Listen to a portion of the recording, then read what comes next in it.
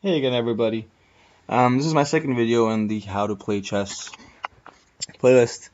In this video, I'm going to be examining one of the major pieces, and it's called the Rook.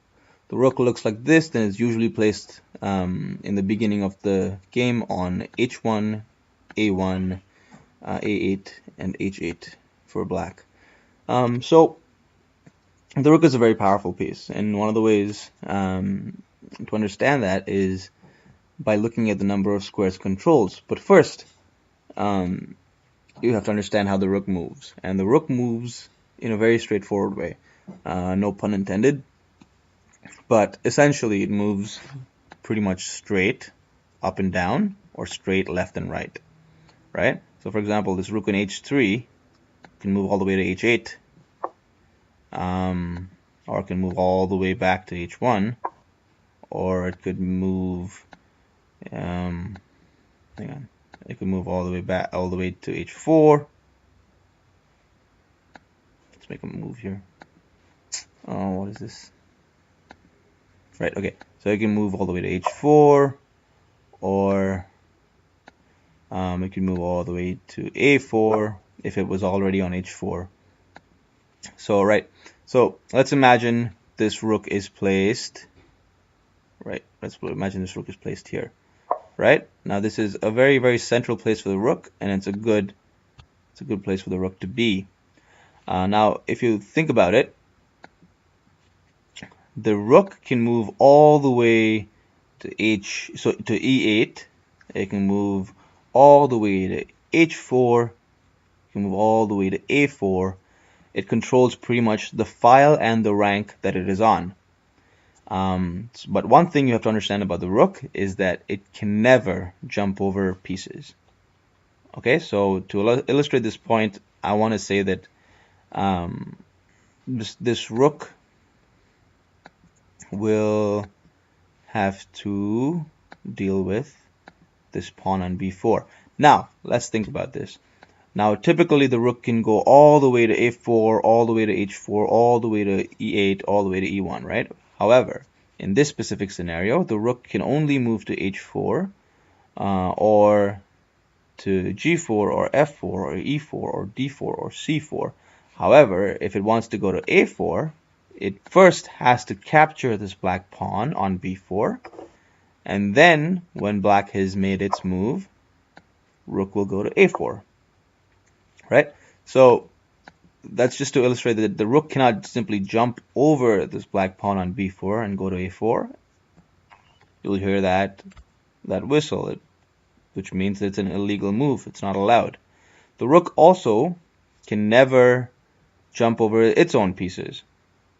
So let's imagine the king was on. Let's imagine the king was over here on e2, right? Now, if the rook wanted to go to e1, it couldn't do that. It can't jump over any piece. And one of the fundamental rules of chess is that a rook can never, or actually not just a rook, no piece can capture another piece of its own color. So, for example, this rook can never capture this king. Or if there was a white pawn here, let's imagine a white pawn somewhere over here.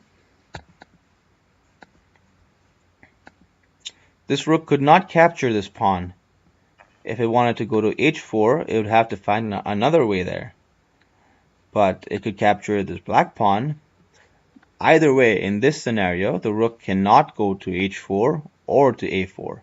It is restricted by pawns to f4, e4, d4, c4, and b4. If it wanted to go to a4, it would have to go to a4 after having made two moves. So the first move would be take on b4 and then go to a4, right? Now, the rook can also move vertically, so it can go all the way to e8 or e5 or anywhere on this line, right?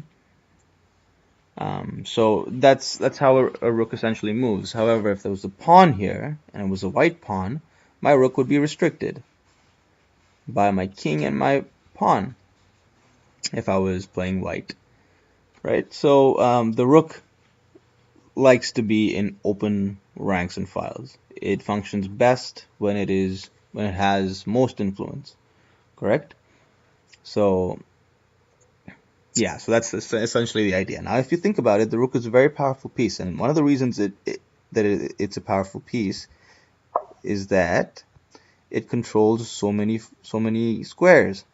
So it controls all of the squares on this file, which is 8 squares, and it controls all of the squares on this file except for this one and this one, but this one is already covered by a white piece.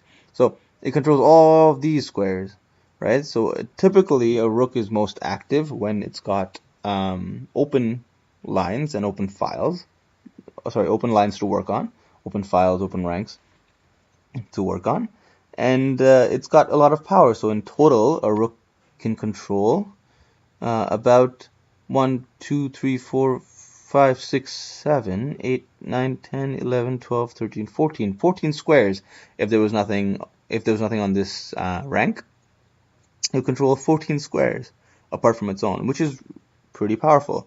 Now, one reason to think about also why a rook is pretty powerful is that it can get to any square it wants in very few moves, right? So, for example, if I take away these two pawns, boop. If I take away these two pawns, I can get to pretty much any square I want to in very few moves. So for example, if I wanted to get to f6, I could just move my rook first to f4, and then after black has made a move, whatever move, I can move to f6. That's not an issue. It's just two moves. In the same sense, if I wanted to move from here to, say, a8, it seems like it's very far away, but not really for the rook. Just go to a4 first, and then after black has made a move, and go all the way to a8. Right? So any square on the board, it can just make, if the rook has full mobility, it can get to in two moves. That's why the rook is pretty powerful. Right? So that's something to think about. The rook is assigned a value of 5 pawns. Now, you'll understand more about the value of each piece as we go along, but that's pretty high. But you'll never be in a situation where, you may be in a situation because chess is pretty much infinite. But it's very rare that you'll be in a situation where there's 5 pawns and there's one rook battling it out against each other. But the idea is that this is worth a lot, and 5 pawns is worth a decent amount, correct? So that's the idea. So the rook, to reiterate, can move on the rank, to the file and the rank. It can go pretty much as far as the pawn structures or the pieces allow it to, right? So if there's pieces, for example, here, then the rook's mobility is a little bit constrained. But in this case, when you've got pretty much open access everywhere, because this whole file and this whole rank is open, the rook controls a lot of squares. And what I mean when I say control is that no other piece of the other player can come onto this file without the risk of being taken by this rook. The same way no other piece of the other player can come onto this rank without the risk of being taken by the rook. Right? So the rook can control a lot of squares. So that's pretty much the rook. We'll have a couple of exercises in the next video for the rook, and then we'll go on to learn about the knights, the bishop, and the queen.